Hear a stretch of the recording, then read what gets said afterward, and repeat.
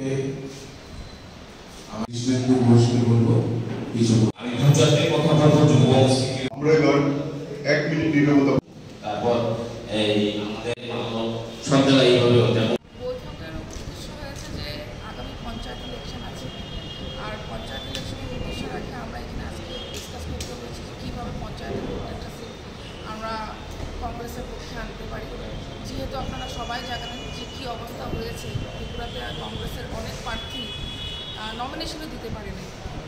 এখন যতটুকু আমরা দিতে পেরেছি ওগুলো যাতে আমরা কংগ্রেসের পক্ষে উইন করে নিয়ে আসতে পারি সেটা আমাদের মেন উদ্দেশ্য।